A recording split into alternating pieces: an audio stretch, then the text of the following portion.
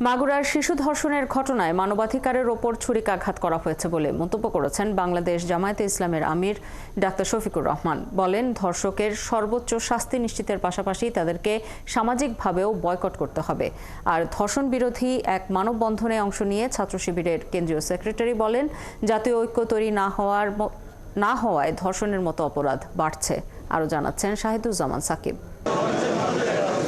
জাতীয় প্রেস ক্লাবে শিক্ষক প্রতিনিধি সম্মেলনের আয়োজন করে বাংলাদেশ আদর্শ শিক্ষক ফেডারেশন। এতে অংশ নেন জামায়াতের আমির ডাক্তার শফিকুর রহমান। তিনি বলেন, জামায়াত রাষ্ট্র ক্ষমতায় গেলে সবার আগে শিক্ষা ব্যবস্থার সংস্কার করবে। আল্লাহ যদি কোনোদিন এই দেশ পরিচালনার দায়িত্ব আমাদেরকে দেন, কবুল করেন, এটা আল্লাহর ইচ্ছা।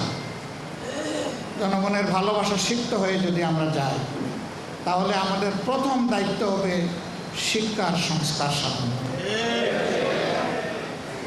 শিক্ষককে শিক্ষকের মর্যাদার আসনে বসানো আর ছাত্রদেরকে দেশ গড়ার কারিগর হিসাবে তৈরি করা। মাগুরায় শিশু ধর্ষণের ঘটনায় গভীর উদ্বেগ প্রকাশ করেন জামায়াত আমির। মাগুরায় ৮ বছরের একটা শিশুর সাথে তার আপনজনেরা যে আচরণ করেছে, বিশ্বাসের ছুরিকাঘাত করে, এটা গোটা মানবতার প্রতি তারা ছুরিকাঘাত করেছে। এটি হচ্ছে পশুত্বের শিক্ষা। ধর্ষকদের সর্বোচ্চ শাস্তি নিশ্চিত ও নারীর প্রতি সহিংসতা রোধে প্রেস ক্লাবের সামনে মানববন্ধন করেছে ইসলামী ছাত্র শিবির।